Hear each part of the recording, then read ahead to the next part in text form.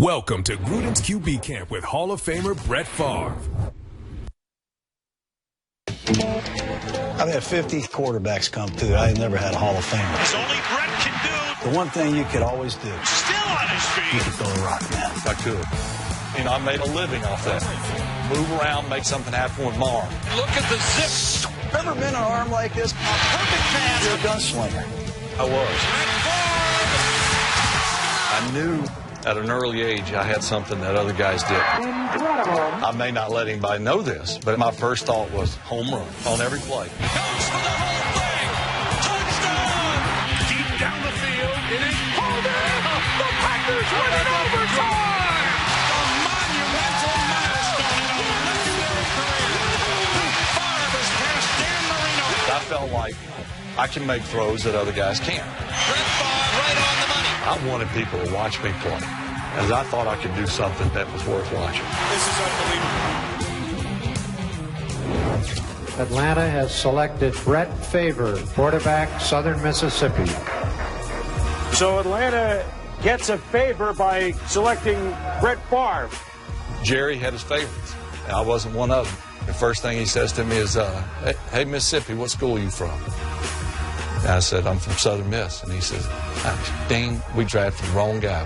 We wanted a guy from Mississippi State.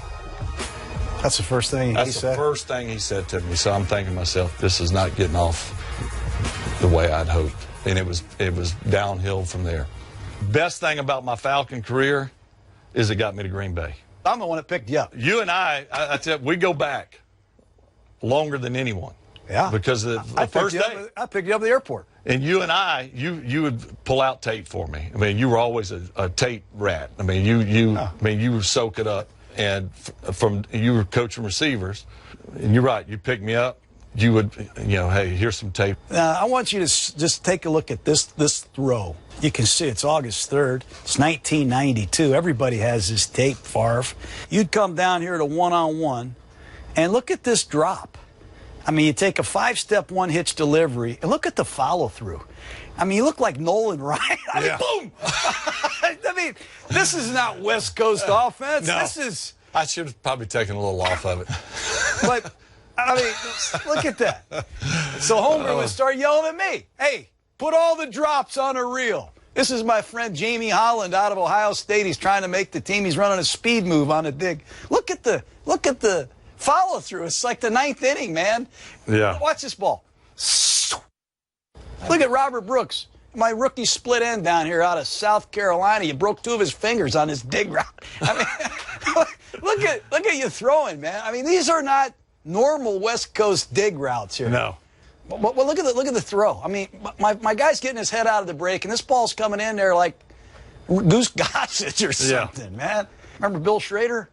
I do. I mean, Bill, we had to pull the laces out of his chest between practices.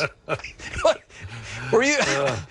Has there ever been an arm like this? I mean, I coached Jeff George. He was a #1 pick. I had Randall Cunningham, but these balls, doink. I mean, They got on you quick. I'd admit that. Yeah. What?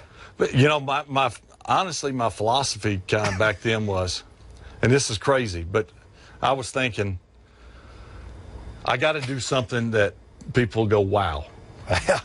And if I just touch it on in there, anybody can do that. That was your thinking? That was my thinking.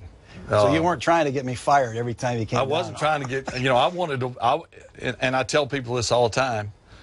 When I went out to practice, I wanted to wow people every time. Mm-hmm. And right or wrong, that's what I was trying to do. As far back as I can remember, when I went out to practice, every throw that I made, I wanted it to be the best throw you've ever seen. I never took that for granted.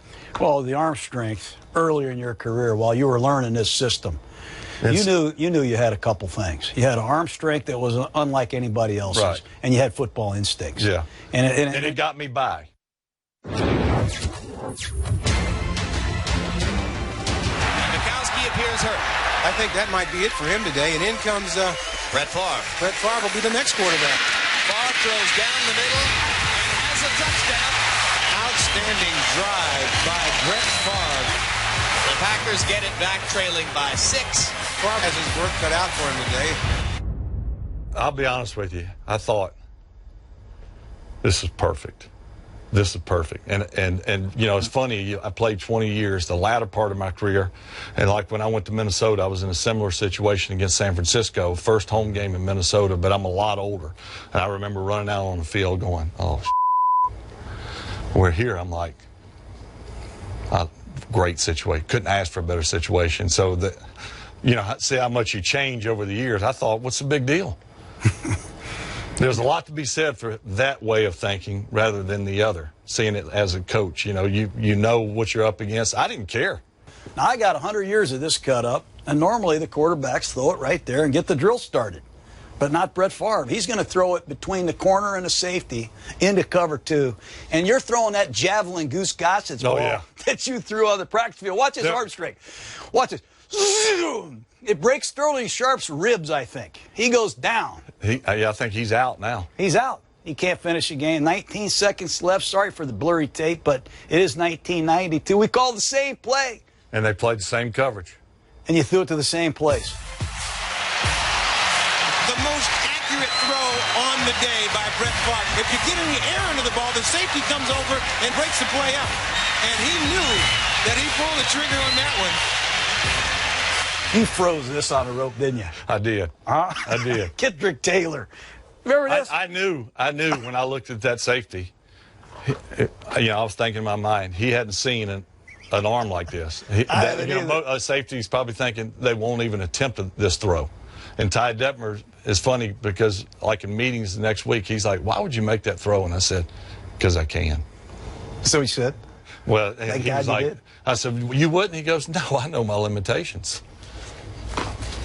Maybe there were times I probably should have known my limitations, but I felt like there was nothing I couldn't get in there.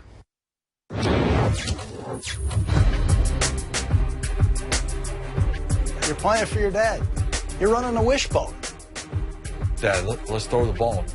I knew at an early age I had something that other guys didn't. I knew I could throw. My whole career I played a lot like I did in high school. I made a living on plays like this, drawing them up in the dirt. That was a center who actually caught that ball, by the way. While we're talking about arm strength in your early years, just instincts, Brett. Just instincts of playing football, playing quarterback.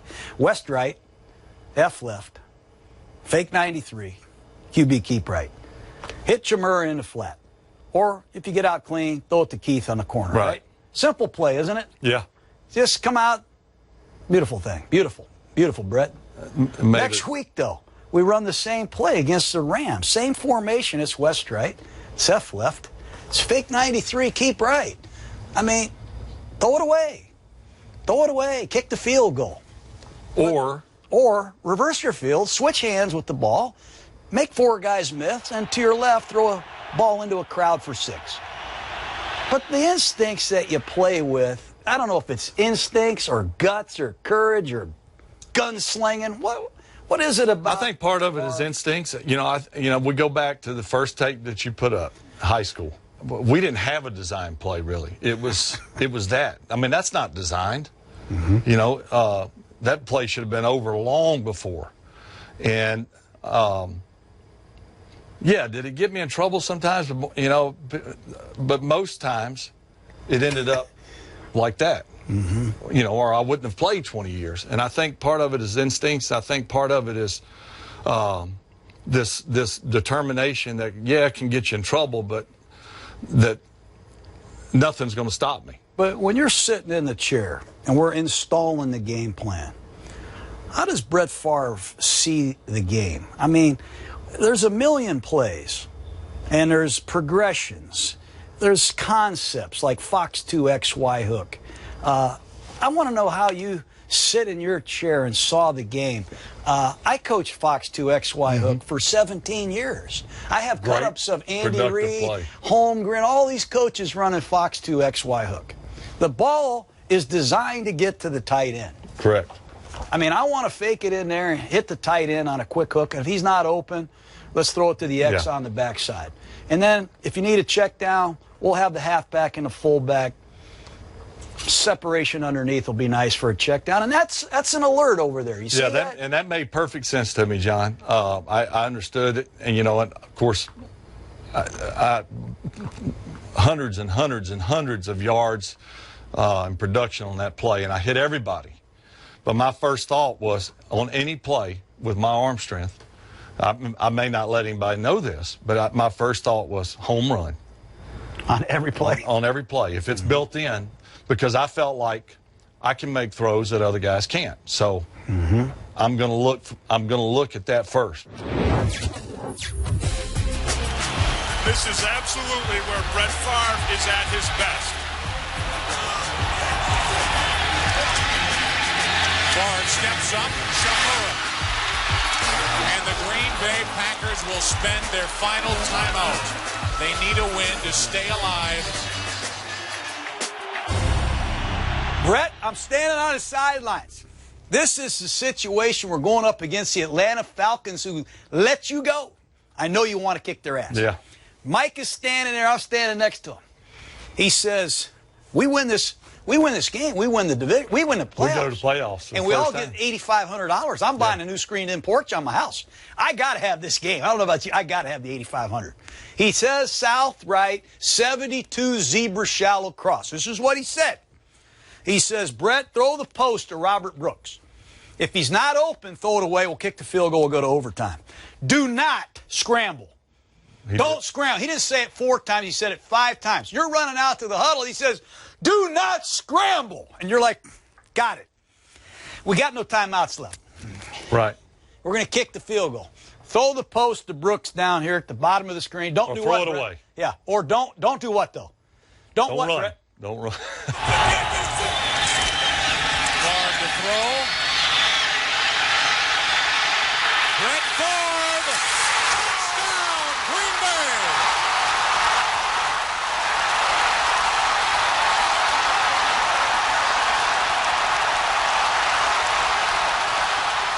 Tell me about why you did this. What the hell's going on here? I don't know. What? It's $8,500, Favre. God bless you, brother. I think, and again, it's been a long time, but my intentions were to move around. Maybe something, I made a living off that. Before and definitely after. Move around, make something happen with my arm. And I saw an opening that I felt like I could get in. And Look at you. I mean, I'm thinking, good thing I got in. Coming up. And Favre throws, and that is caught by Wesley Walls. Holy moly. Well, boy. That is something.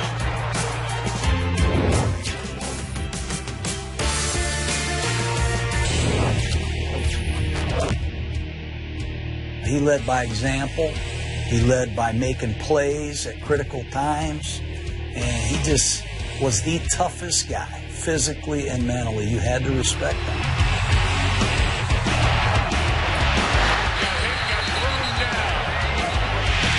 Boy, was he drilled. Personal foul. Roughing the passer. I just don't know how many of these hits Favre has taken this year. Through the mental turmoil, through the physical turmoil, the ankle spitting up blood, he still played at a high level. And that's a credit to him because he took a lot of punishment. All those things we looked at, the yards, the touchdowns, the wins, 297 straight regular season starts. By far the thing I'm most proud of, because that's hard to do, obviously, but along with that, you have to play at a level.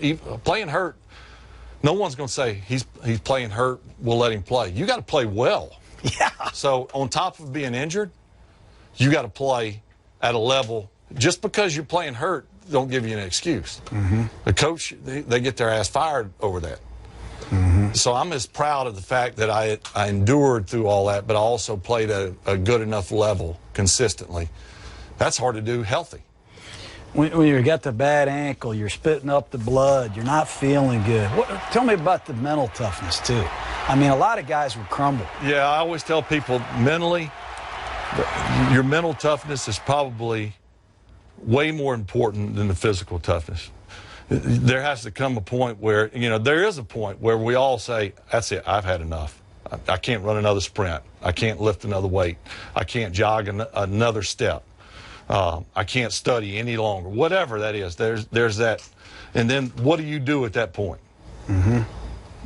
Nothing you can say will make me change. It's got to come deep within. And the tougher the situation, the more I felt like I was ready for the challenge. You got to be the most physical, tough guy that's walking around the face of the earth. Or the dumbest, or both. What is it about you? For more than anything, I love to play. And I always remembered how I got my job. The guy in front of me got hurt. And he never saw, and he probably thought, in a couple of weeks I'll be back. And he never got back on the field. I was never going to give someone that opportunity to take my spot. If I was going to play at all costs. First of all, because I love to play. It really was what I loved to do. Ooh, that was a bad one. Randall. Nice guy. His ankle is going to limit his mobility. Here comes the blitz. It's picked up. And is Brooks. And Brooks is going to score. He's bouncing around in there. He's stepping the way he has to. He's been moving in the pocket fine. I remember you had a bad ankle. You weren't going to play. And right. You came out on this game against the Bears. You threw 5 touchdown passes, and you really couldn't even walk. I remember watching you in pregame warm-up. I wasn't sure you could play. I wanted to play and win because I felt like that more than anything sets you apart. Anybody can do it when it's easy. That's the way I felt. That's right, man. Again, I didn't want to get hurt, but I said, you know what? Now is when we find out what I'm really made of, and I feel like I'm up for the challenge. Head in the chest, pounds him into the turf. Favre in trouble. Favre is going to return to the game here. You can't keep this guy out. He rolls right. He throws in zone touchdown. I remember Kevin Green. He hit you. Kevin Green's going to be standing there with you, getting the gold jacket. He knocked you out, man. And there's blood coming out of your mouth. That was a good one. I mean, he hits you harder than you can be hit. He knew it. He knew it. He buried you. Yeah. And you're laying there, and there's blood coming out of your face. And I swear, it's week 16. We got to have the win. And you come off the mat and throw a couple touchdown passes, hit Chamura, I think, on the next play. That was a big win for us. You're right. They were tough. You're one of those guys, like if you got in the ring and it's a 15-round fight, you're going 15 rounds, aren't you? No matter what. I was going, there was no way I was giving in. No way. No way. And maybe there were times maybe I should have. But then the end result, the reward is so much greater when you stick it out, as hard as it may be. But everybody wanted to knock you out of the game. I mean, that's how the game was played. Over time, as time passed, we got to get Favre out. The more they hit me, did they hurt? Of course they hurt. But it was a challenge for me I wanted those guys to know you had to bring more than that. Even though I was thinking, boy, I hope they don't bring any more.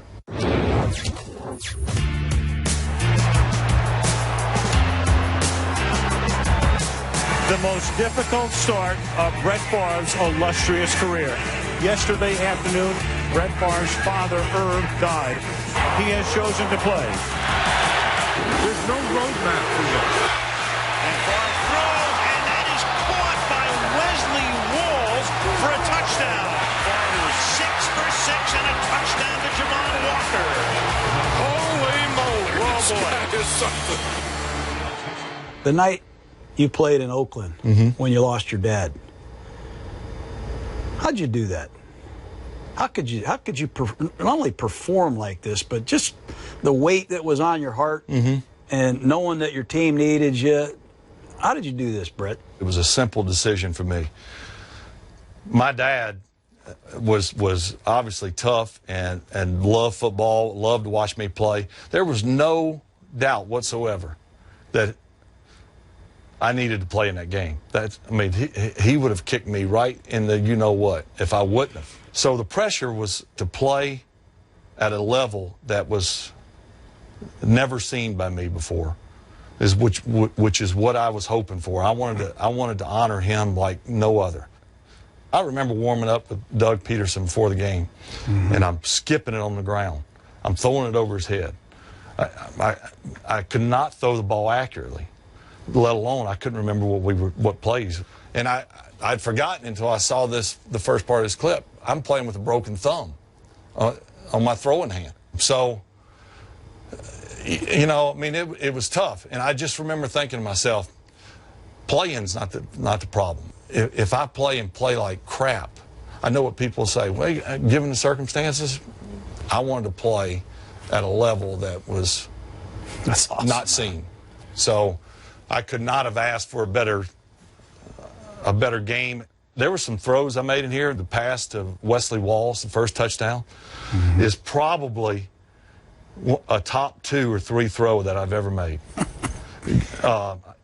Because, you know, I knew exactly where I needed to put this, and when you watch this throw, rolling to my left, backing up. That's awesome, man. And I make another throw. The next it's like it came right out of heaven. I mean, it had to drop in like a butterfly with sore feet. It had to drop in like that. Like a what? A butterfly with sore feet. It had to come in just as gingerly. And this throw here, I mean, there was a lot of juice on that one. But there was also a couple throws that there's no way, like this one, we should have touched that ball.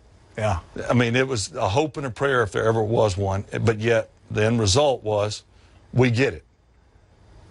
So, you know, it was a collection of everything in this game.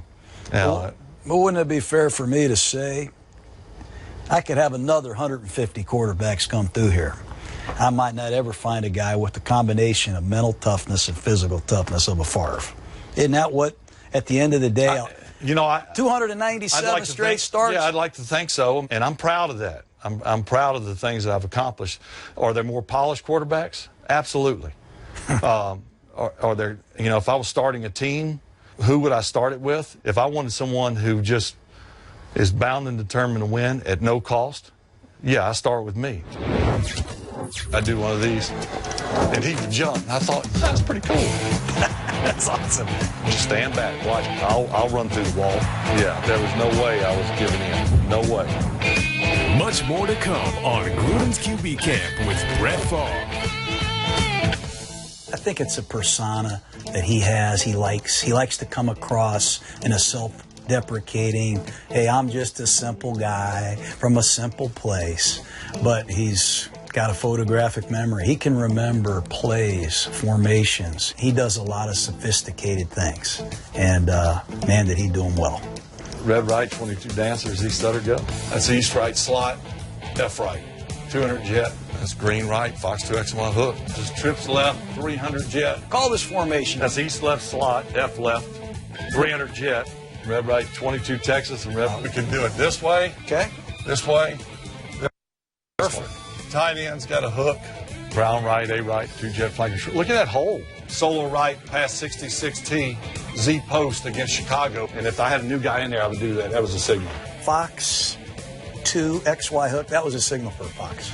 Like a beautiful, beautiful woman. We have a lot of signals we won't get into. Dance. Z stutter go. Z stutter go. What about this? Red right nasty, C left. What? Never forget. Solo right, 200 jet, sluggo. It's going to work. Just trust me. Red left switch, tight close, Z right, sprint right G, U corner, halfback flat. Love that. 93 a week. Just hand the ball off like you normally would. Well, then later in your career, what were you doing? I mean, you'd hand the ball off to Mon Green, and you'd be faking passes. You'd jump passes. Yeah. What the hell were you doing? Well, initially, it was a boredom in practice. After about 12, 15 years, I'd go, just the hand off was like this. It was like getting your teeth pulled. It was like, oh. So I was like, I would always try to, I said, I'm going to see if I can get Gabir Bajabiamila to jump.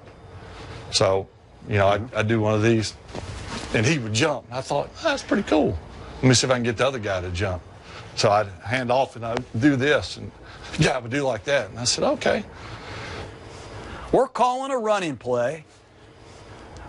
This is I write 93 week. Hand him the ball. Correct. And we're tagging it with Z now. He's going to run a bullet slant. This is a running play. Yeah, this wasn't, we never tagged this. This was, yeah, just tell me how you started doing this, man. I started seeing in practice, I'm like, without changing the play, and it took some time to kind of, you start seeing things a little differently. I'd get up there, you know, and it's a run play, and I got nothing to think about. Just hand it off. Not only was I kind of bored with the handoffs and all, I was trying to be creative and spice it up, but I thought to myself, damn, that guy's wide open. Now, if I changed it to a hitch or something, maybe it works, but maybe this guy comes up. Maybe this guy now all of a sudden, now the play's not as good. So why not just do nothing? So in practice, I was like, hey, if the run's away from you, and just no matter what, just run a little one-step slant. We called it a look. So would you look at that guy?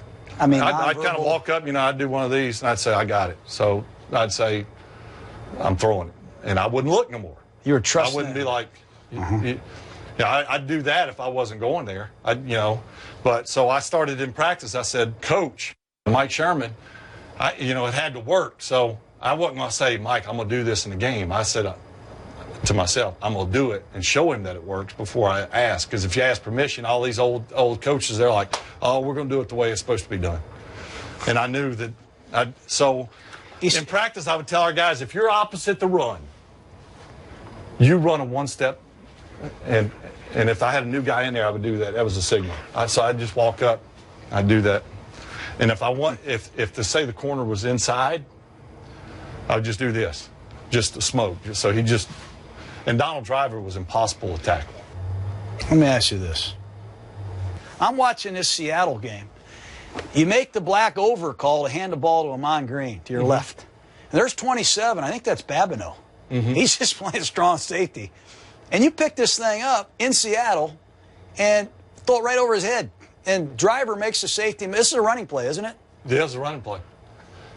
I remember that play. On the sideline, I saw Babineau. We ran this formation over and over and over again. And I wouldn't do it at first. So when I would hand off, I kept watching him. And I knew, and if you look closely, I look out here and throw in there. So I kind of do this. On a running play. On a running play.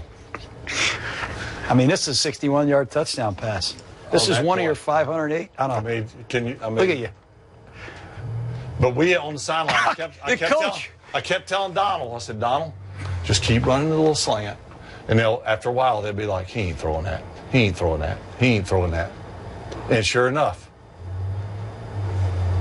It's unbelievable. Are you the first guy to do this? I don't know. I know. Did you steal it from anybody? I know you watched. No, I never stole it from anyone. It was from boredom. Antonio Freeman starts in on a slant, and then he stops, and then he just turned and went. It's a 2-minute drill right before the end of the game.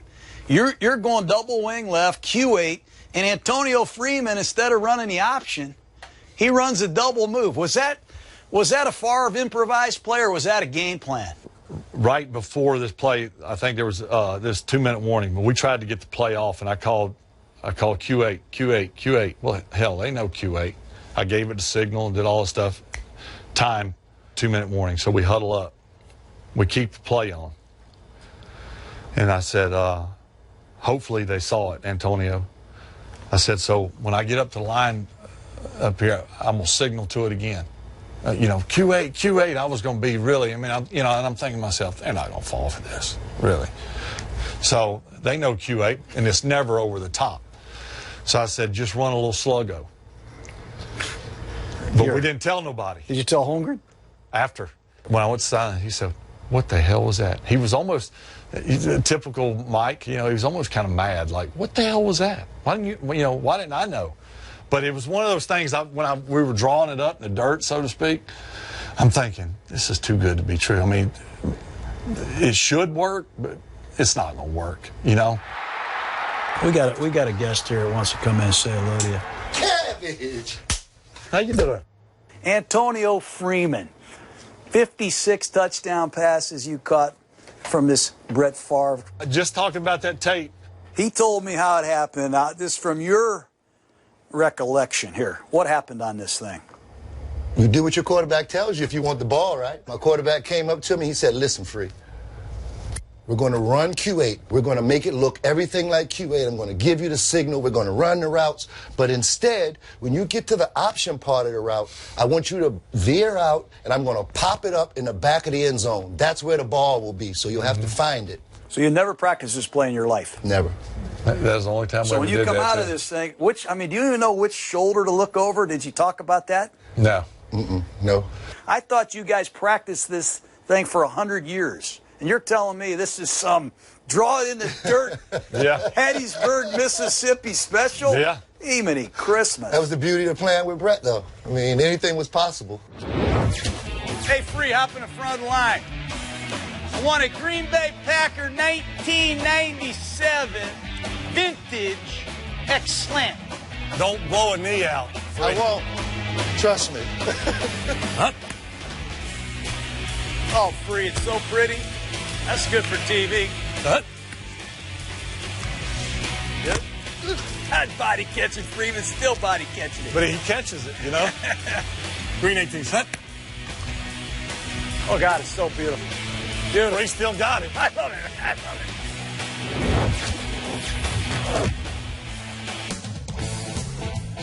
Throwing ain't the problem.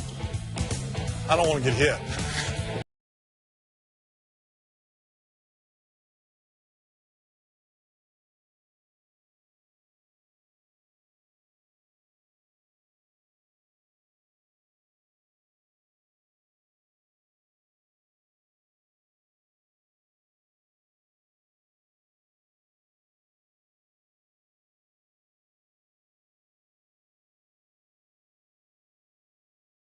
Three, nice shots in rhythm. And then maybe toward the end, if you could put a little Goose Gossage steam on that. I'd like to feel that. I'd like to feel the wrath.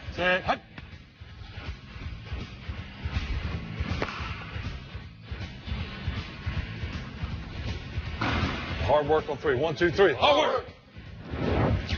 I'd learned at an early level that never go, okay, I've arrived. I never arrived. And so when going back to what I told you earlier, when I went on the practice field in year 12, did I have to prove myself? No. But in my mind, I did. I always went into training camp thinking they're trying to replace me. Now, that may sound crazy to a lot of people, but I said, I'm going to make throws today in my 12th year, my 15th year, my 20th year. Man. My first practice in Minnesota, we practiced indoors, and we called Fox 2X on my hook, and it's cover 3. And I hit Sidney Rice on a rope on the post. Why? Did I have to do that to make the team? No. But in my mind, I said, I'm going to kind of set the record straight right from the get-go. I don't give a damn if I'm in my 20th year or my first year. I can play. And I'm always proving myself. I didn't have to do that. That's awesome, man. But that was my mentality. I never went in saying, I'm just going to half it today. I never did that. Didn't always play great, but I never half it. I love football more than anything. I've been accused of that my whole life. You'd be the one guy that likes football more than me. Am I right? No, I can't say that I like it more than you, but I had fun playing it, man. I really had a lot of fun. And I think, first of all, I think people are good enough to recognize when something's real and something's not real. And I look at that and I think, what the hell were you thinking? And that was just it. Everything was just spontaneous. I mean, I love to play and love to compete, and I love to do it with my teammates. And I didn't care if I threw a touchdown or if Darrell Thompson ran one in, or Edgar Bennett ran one in, or Amon Green, or Adrian Peterson. It was fun. It was fun. You made it fun for everybody. I mean, the trainers, Pepper Burris. I mean, there was laughter is something that I don't take lightly. It's a tough business. There's a lot of pressure. But having a laugh with everybody in the organization, I mean, that's what I remember you being really good at. Yeah, you know, John, when I was playing, as I look back, there was a time I looked back and I thought, I wonder if people thought I didn't take it seriously enough. And for a brief moment, that bothered me, for a brief moment, because you can get the wrong impression. No one wanted to win more than I, and no one took it harder in losing than I. So I never wanted people to say, he's not in it 100%. That right there, to me is what, when I think of my career, that's what I think about right there. Not the arm strength. Yeah, it was great, some of the plays I made, but it was celebrating and fighting in the trenches and loving your teammates is what it's all about. Isn't that a big reason why you kept playing? I mean, you just kept coming back. It's the only reason. I'd love to sit here and say that it was because I wanted to win the Super Bowl. Yeah, who wouldn't? I'd love to have won another one. But when asked if I missed the game, I don't miss the game. I miss, jumping on the guys. I miss, the things that you would not think of as something worth missing. That's what I miss. And that's something that you can never replace. Look at you right here. I mean, you're getting your ass knocked off and you're smiling. I mean, we don't have a lot of people like this anymore. I mean, as a broadcaster, I miss watching you play. I think the biggest, John, compliment that I've gotten and continue to get is I really like watching you play because you look like you had a lot of fun. Yeah. I get a kick out of people really appreciating the fact that he just was real. I mean, that dude had a blast. Yeah, not everybody likes Brett Favre. I get that. That's fine. You can't disregard the passion and love for the game. I used to think to myself on the way home from work, I'd say, can you believe they pay us for this? And that much? Wow. I'm not going to tell them, but I'd do it for $50. Yeah, I mean, that was my mentality. So, and I think it showed. Still to come on Gruden's QB Camp with Brett Favre. How about when you had to go back to Lambeau, man? I think I'm going to throw up.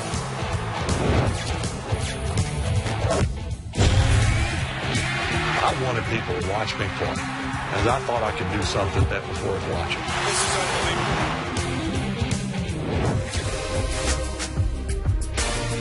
He's more than a quarterback. Brett Favre is a football player. Favre back to throw his first one. Going deep.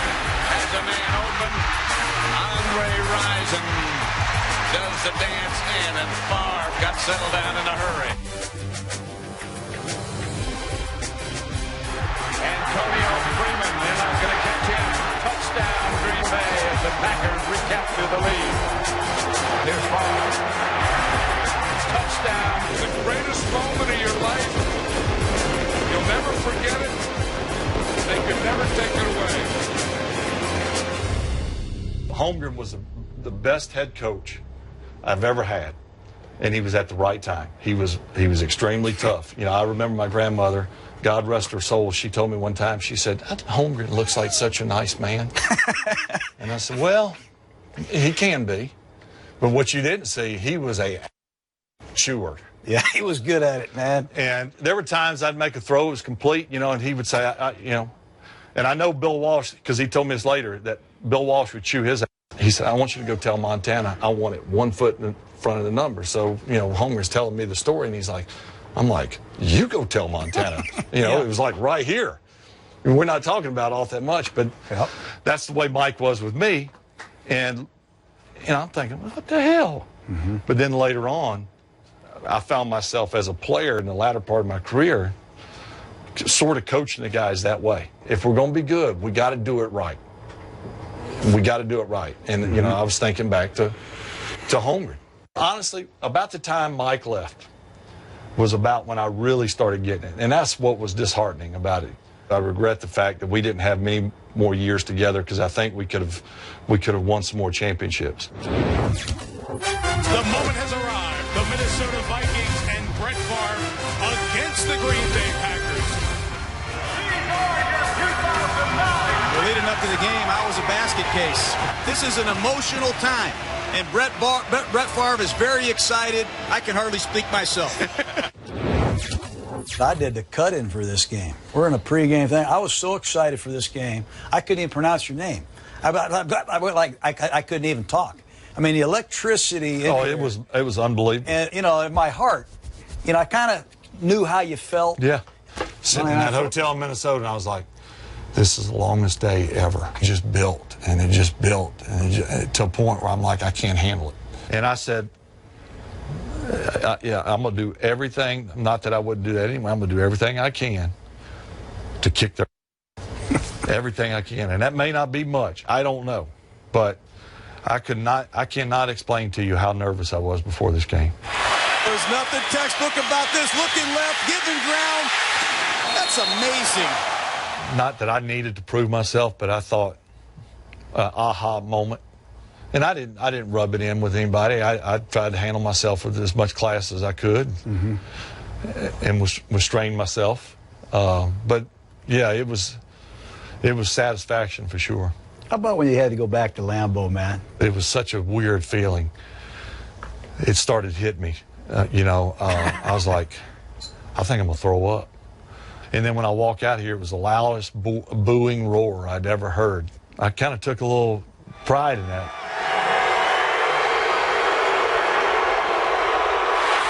Guns it over the middle. It's caught and into the end zone.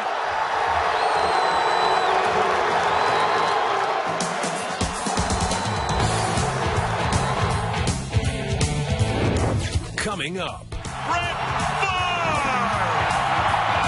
Yeah, I'm in the hall with you, but I'll always be below you. They're here, I'm here. That's just the way it is.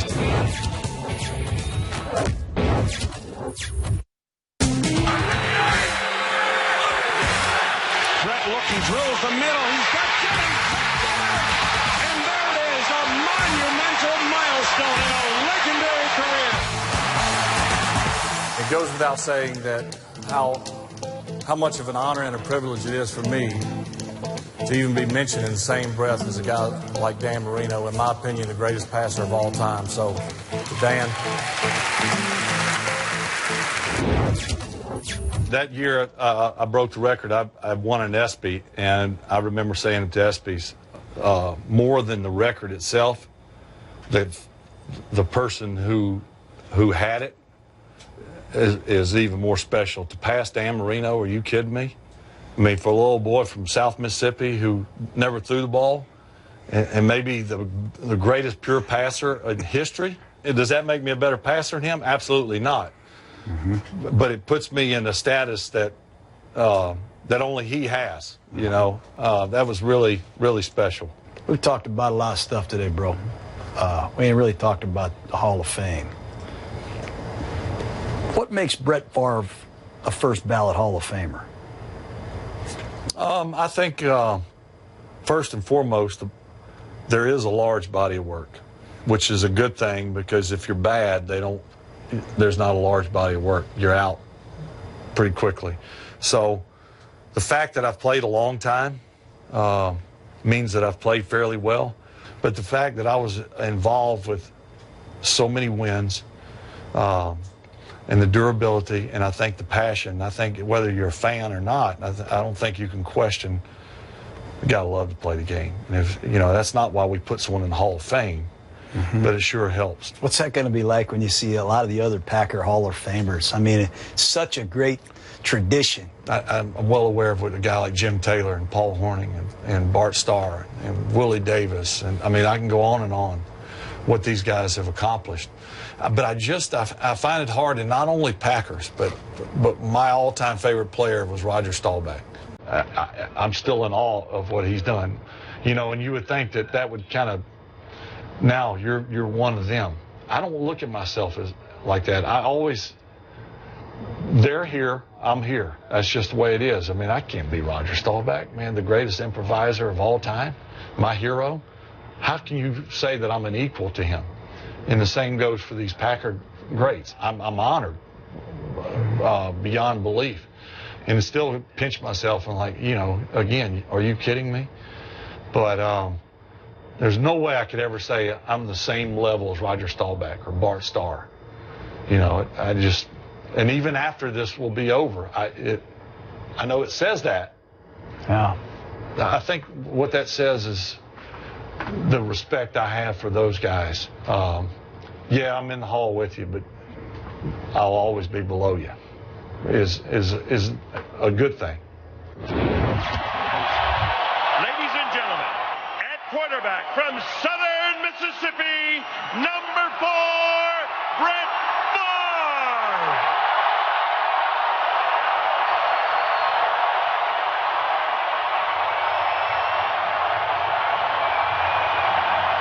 Your message to the Packer Nation, Lambeau Field. What do you say to all your fans, man? I always tell people, I hope I was as fun to watch as it was to play for you, because there was a mutual respect, and we were in it together. And I wanted everyone to know that. You know, I remember telling Aaron Brooks a long time ago when he came as a quarterback with us, he said, Jimmy, what's really important? You know, we were watching film together or something. I said, know everybody's name in this building. And, you know, he's thinking I was going to give him some, you know, read coverage. You want people to like you. You want to be genuine. It'll come back to haunt you, or it'll be a huge asset. And that Green Bay there's no better place for that. Mm-hmm. Those people were born and raised. They take pride in that place, and it was an honor to play for them.